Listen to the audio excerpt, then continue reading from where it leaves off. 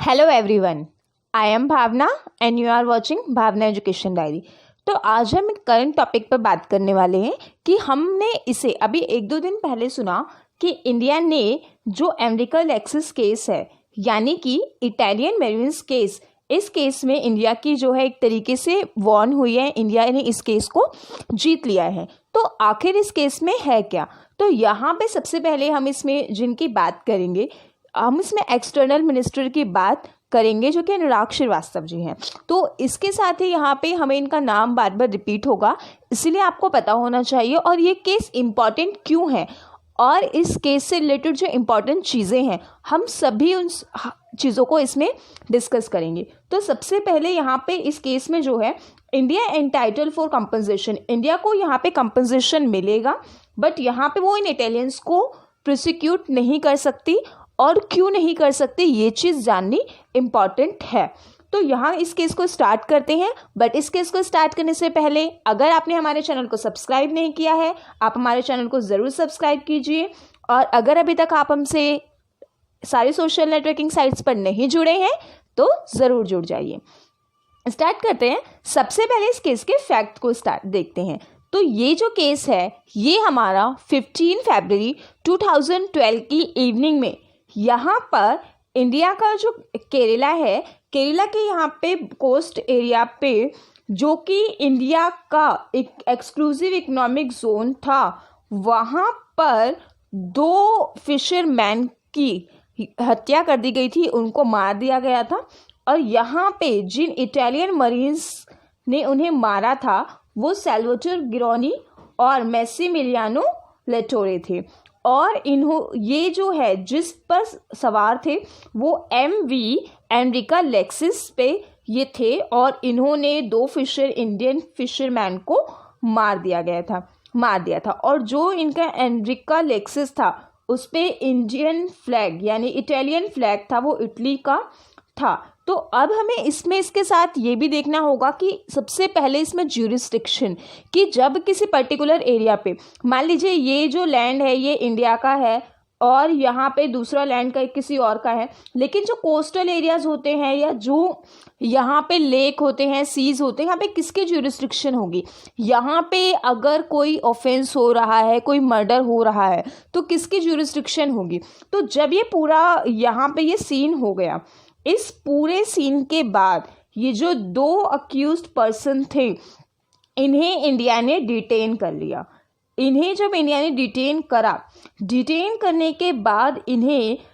क्योंकि इंडिया के पास इस टाइम पे ये डिस्प्यूट था कि ज्यूरिसडिक्शन किसके पास है, क्या वो इंडिया के पास है या वो इटालियन जो है इटली इनके पास है। तो यहाँ पे अगर हम देखते हैं कि India had detain the 2 marines after shooting incidents, जब इस शूटिंग इंसिडेंट्स के बाद उन 2 मेरिन्स को यहाँ पे अरेस्ट कर लिया गया, बट बाद में उन्हें यहाँ पे डिस्चार्ज किया गया। यहाँ पे कुछ कंडीशंस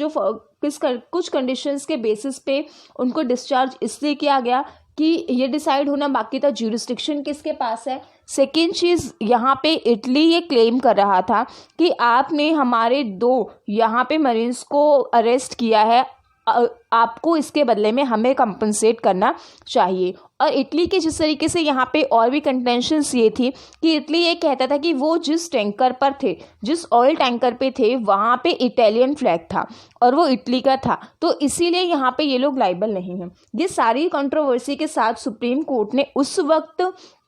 इन दोनों को जो है वो रिटर्न कर दिया, इटली भेज दिया। और यहाँ पे ये सारी इन्फॉर्मेशन जो है अभी बहुत करेंटली यहाँ पे थर्सडे को अनुराग श्रीवास्तव जो कि हमारे एक्सटर्नल अफेयर्स मिनिस्टर हैं, इन्होंने ये सारी इन्फॉर्मेशन दी है क्योंकि इसमें इंडिया को कंपनसेशन मिला है। तो अब इसमें हम नेक्स्ट चीज़ क्या देखेंगे कि जो परमानेंट कोर्ट ऑफ आर्बिट्रेशन, ये इसलिए जानना हमारे लिए केस इंपॉर्टेंट है कि जब भी हम किसी करंट अफेयर्स की हम बात करते हैं या लॉ एंट्रेंस की या कॉम्पिटिटिव एग्जाम्स की बात करते हैं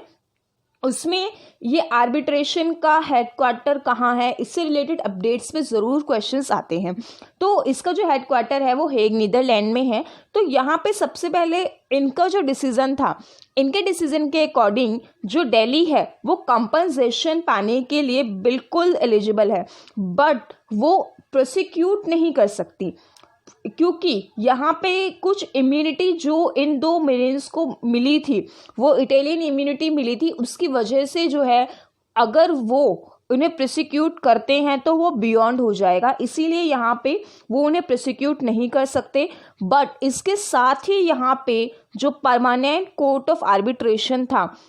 इन्होंने ये कहा कि पहली चीज़ ये, दूसरी चीज़ ये कि जो 2 मरीन्स हैं इन्होंने इंटरनेशनल लॉ का वायलेशन किया है। और इसके साथ थर्ड चीज़ जो इन्होंने एनालाइज की वो ये कि इटली ने जो है यहाँ पे इंडिया का जो फ्रीडम है, इंडिया का right to freedom of navigation under the United Nations convention on the law of sea, जो हमारे लॉ ऑफ सीज होते हैं, जिस तरीके से लैंड के लॉ होते हैं उस तरह से यहाँ पे हमारे पास कुछ सी के लॉज भी होते हैं। तो उन सी के लॉज के अकॉर्डिंग जो इंडिया का राइट टू नेविगेशन है, उस राइट टू नेविगेशन को यहाँ पे इटली ने ब्रीच किया है,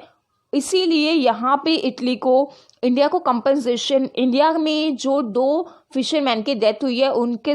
लाइफ का लॉस, उनकी फैमिली को, इन सभी को कंपनसेट करने के लिए यहाँ पे दिल्ली एंटाइटल है। तो नेक्स्ट चीज़ यहाँ पे हमने क्या देखा कि ये जजमेंट तो इन्होंने दी, लेकिन इसके साथ ही यहाँ पे एक इशू जो सामने करंट में चल रहा था, इसी के साथ की ज्यूरिस्डिक्शन में यहाँ पे दोनों टाइम ये ज्यूरिस्डिक्शन में जो मेजॉरिटी आई 5 जजेस के बेंचेस में, उसमें मेजॉरिटी का ये कहना था कि जो यहाँ पे ज्यूरिस्डिक्शन है ये इटली की फॉल करती है, यहाँ पे इंडिया के पास जो है वो ज्यूरिस्डिक्शन नहीं है, और इसीलिए यहाँ पे जो है कि जो ये 2 मरीन्स हैं इनको प्रोसिक्यूट नहीं कर सकती। और इसमें जो है मिस्टर श्रीवास्तव ये भी कहते हैं कि उन्होंने ये बात क्लियरली कही है कि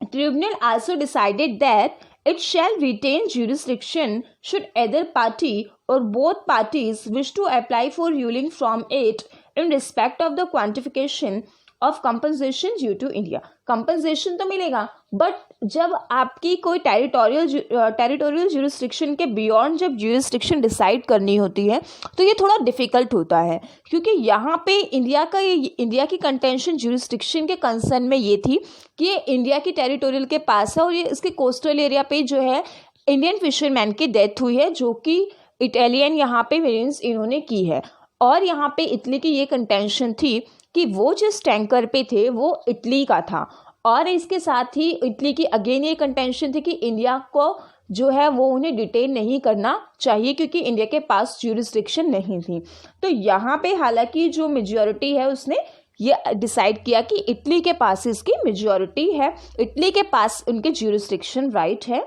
नेक्स्ट चीज़ यहाँ पे हम देखेंगे कि जो इंडिया का राइट ब्रीच हुआ है वो ब्रीच हुआ है राइट टू नेविगेशन वाला article 87 clause 1 of clause A of UNCLOS। Next चीज़ हम देखते हैं कि इंडिया जो यहाँ पे अब ये ज्यूरिस्डिक्शन और ज्यूरिस्डिक्शन के डिसीजन के बाद ये डिसीजन क्यों लिया गया कि इंडिया को कंपनसेशन मिलेगा, ये किस चीज़ का कंपनसेशन यहाँ पे डिसाइड किया गया है। तो वो जो कंपनसेशन यहाँ पे डिसाइड किया गया है, India is entitled to payment of compensation इस connection with the loss of life, कि यहाँ पे लाइफ का जो है वो लॉस हुआ है, फिजिकल हार्म हुआ है, मटेरियल डैमेज ऑफ प्रॉपर्टी हुआ है, और एक तरीके से मोरल हार्म हुआ है जो कि यहाँ पे कैप्टन के थ्रू सफ़र किया गया है। और यहाँ पे ये सारी चीज़ों को देखते हुए मेंबर ऑफ सेंट एंटोनी इन सब ने ये डिसीजन लिया। नेक्स्ट चीज़ यहाँ पे जो है ट्रिब्यूनल ने इटली ने जब ये बोला कि यहाँ पे जो हमारे मरीन्स को डिटेन किया गया था इसकी वजह से हमें भी कंपनसेशन चाहिए, तो यहाँ पे जो द ट्रिब्यूनल ने इस बात को रिजेक्ट कर दिया इटली के क्लेम को कि कंपनसेशन जो है compensation for the detention of marines ये इटली के लिए नहीं है, इटली इसके लिए क्लेम नहीं कर सकता है। तो ये सारी चीज़ों के बाद हमारी वीडियो यहीं पर ख़त्म होती है, और इसमें ये चीज़ जानना इम्पॉर्टेंट है कि कौन कौन सी ये इसमें जो है लॉज किसके फॉलो कर रहे हैं। तो यहाँ पे जो सबसे इम्पॉर्टेंट चीज़ है, अगर हम देखें कि ये डिसीजन जो दिया गया है ये